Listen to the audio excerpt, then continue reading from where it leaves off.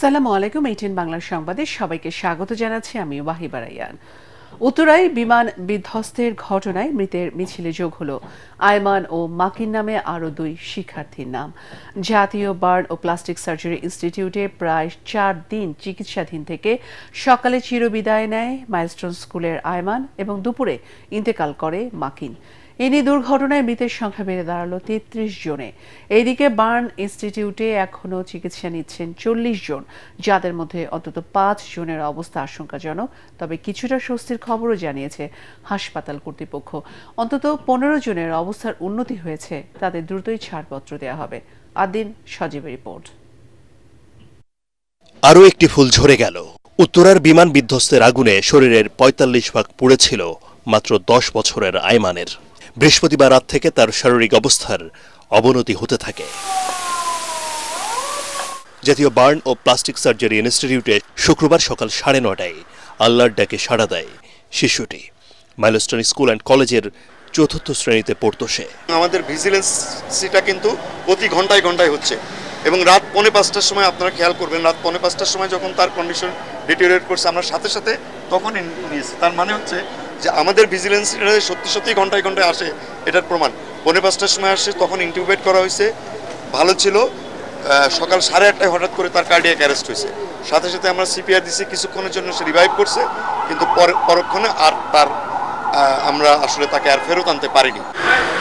সকাল গড়িয়ে দুপুর আসতেই বেড়ে যায় মৃতের সংখ্যাও। 13 বছরের মাকিনও চলে গেল সবাইকে ছেড়ে। তার শরীরের 70% পুড়ে যায় উত্তরার বিমান দুর্ঘটনায়। রাজধানীর বিভিন্ন হাসপাতালে এখনও চিকিৎসা নিচ্ছেন 1/2 যার বেশিরভাগই বার্ন ইনস্টিটিউটে চিকিৎসাধীন। সংকটাপন্ন অন্তত 5 জন। চিকিৎসায় পরামর্শ দিচ্ছেন সিঙ্গাপুর, ভারত এবং চীনের চিকিৎসকরাও।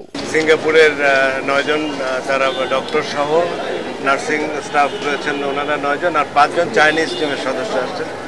তারা আসলে আমাদের রোগী সম্পর্কিত যে ব্রিফিং সেটা নিয়েছেন এবং আমাদের চিকিৎসকদের সাথে তারা পরামর্শ করছে।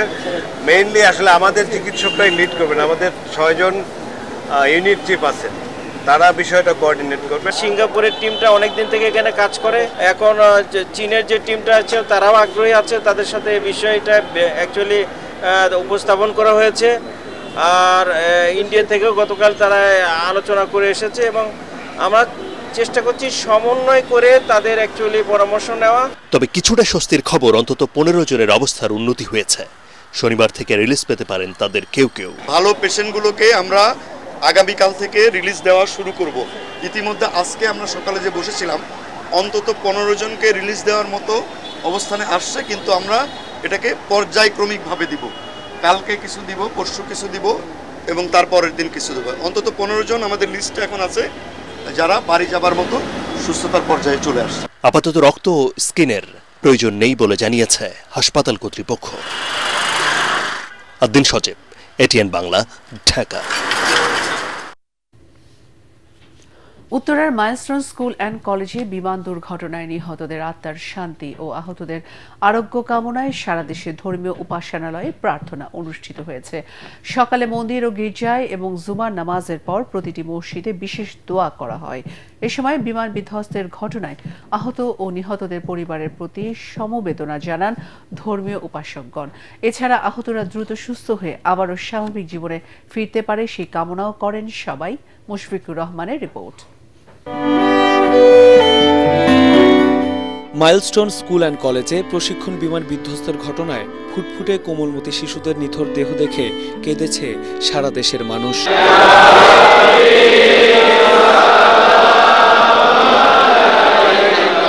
শুক্রবার জুমার নামাজ শেষে হতাহতদের জন্য বিশেষ মিলাদ মাহফিল ও দোয়ার আয়োজন করা হয় দেশের বিভিন্ন মসজিদে।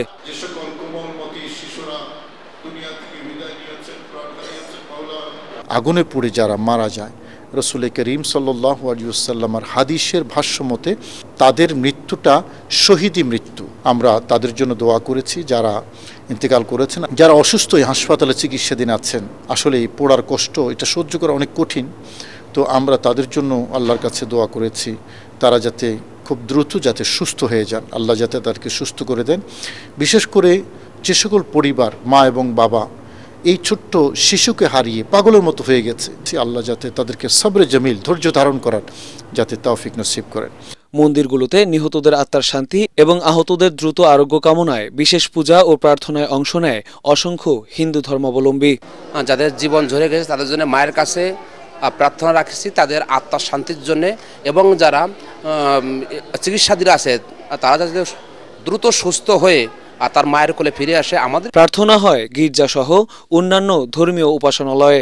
তাদের জন্য আমরা অবিরাম প্রার্থনা করে যাচ্ছি, প্রার্থনা করে যাব। শুধু আমরা না, বাংলাদেশের 16 কোটি মানুষ তাদের জন্য প্রার্থনা করবে। এ সময় ধর্ম বর্ণ নির্বিশেষে নিহত এবং আহতদের পরিবারের প্রতি গভীর সমবেদনা জানান তারা। মুশফিকুর রহমান, এটিএন বাংলা, ঢাকা। গোপন জরিপের মাধ্যমে প্রার্থী বাছাই, নির্বাচনী কৌশল প্রণয়ন, ইশতেহার তৈরির কাজ এগিয়ে নেওয়ার মাধ্যমে ত্রয়োদশ জাতীয় নির্বাচনে পুরো দমে প্রস্তুতি নিচ্ছে বিএনপি।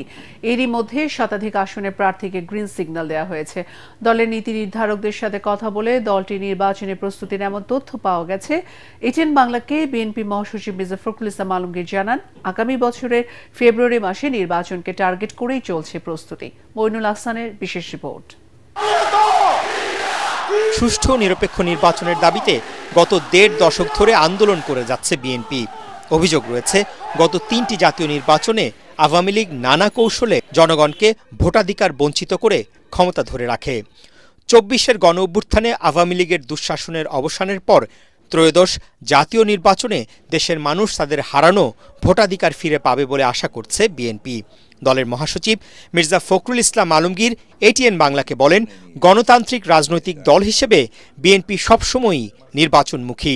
আমরা নির্বাচনের জন্য সবসময় প্রস্তুত থাকি। সবচেয়ে খারাপ অবস্থা যখন গেছে 18 সালে, তখনও একটা নির্বাচনে আমরা অংশ নিয়েছিলাম। তখনও কিন্তু আমরা আপনার নির্বাচনে খুব দ্রুত অংশ নিতে সক্ষম হয়েছিলাম, এবং বেশিরভাগ কনস্টিটিউয়েন্সিতে আমাদের 3-4 জন করে পর্যন্ত প্রার্থী ছিল।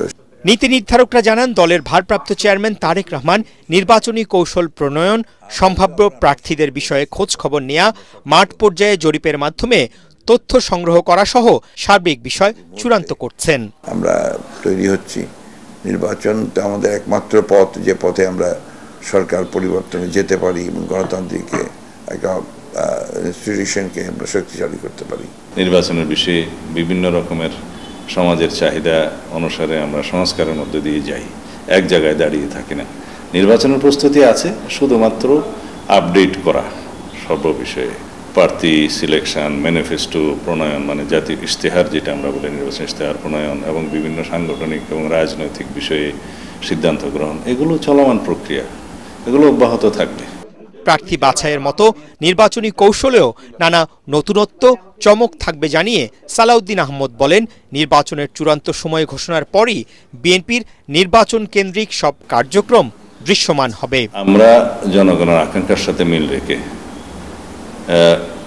গণ অভ্যুত্থান 2024-এর শহীদের আকাঙ্ক্ষা এবং প্রত্যাশা, জনপ্রত্যাশার সাথে মিল রেখে যাদের মাধ্যমে জাতির সে প্রত্যাশা পূরণ হবে সেরকম প্রার্থীকে আমরা সিলেকশন করব। এখানে অনেক কিছু বিবেচনায় নেওয়া হবে, বিগত দিনে আন্দোলনের ভূমিকা, তাদের ত্যাগ তিতিক্ষা, রাজনৈতিক দলে তাদের অবস্থান, অবদান, দেশের জন্য তারা কি করতে পারে, তাদের মেধা, যোগ্যতা, সবকিছু বিবেচনা করা হবে। বিএনপি নীতি নির্ধারকরা এও জানান, প্রতিশ্রুতি অনুযায়ী দীর্ঘদিনের আন্দোলনের শরিক সমমনাদের জন্য বেশ কিছু আসনে ছাড় দেয়া হবে। মইনুল হাসান, এটিএন বাংলা, ঢাকা। মাইলস্টোন ট্র্যাজেডিতে নিহত ভাই বোন নাজিয়া ও নাফির পরিবারের সাথে দেখা করে সমবেদনা জানিয়েছেন বিএনপি সিনিয়র যুগ্ম মহাসচিব রুহুল কবির রিজভী। দলের ভারপ্রাপ্ত চেয়ারম্যান তারেক রহমান শোকাহত পরিবারের পাশে রয়েছেন বলে জানান তিনি। এ সময় নিহতদের পিতা আশরাফুল আলম বিএনপি নেতাদের কাছে পেয়ে কান্নায় ভেঙে পড়েন। 2 সন্তানের কবর সংরক্ষণে বিএনপি নেতাদের সহযোগিতা চান।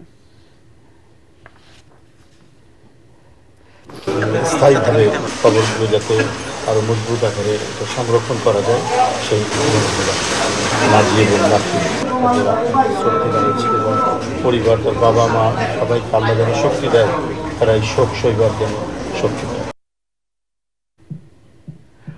জামাত নেতা কর্মীদের বিরুদ্ধে দখলবাজি, চাঁদাবাজি ও সংখ্যালঘু নির্যাতনে কোনো অভিযোগ নেই উল্লেখ করে ক্ষমতায় গেলে জামাত নেতা কর্মীদের মতো করেই রাষ্ট্রকেও নিয়ন্ত্রণ করবে বলে মন্তব্য করেছেন দলটির আমির ডাক্তার শফিকুর রহমান।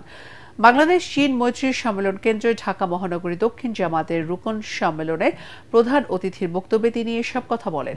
জামাত নারীদের ঘরবন্দি করবে এমন ভয় দেখানো হলেও জামাতের নারী কর্মীরা চাকরি সহ স্বাভাবিক জীবনযাপন করে বলে জানান দলের আমির। বলেন, জামাতের দেশ পরিচালনায় সংখ্যালঘু সহ দেশের সবাই সম অধিকার ভোগ করবে।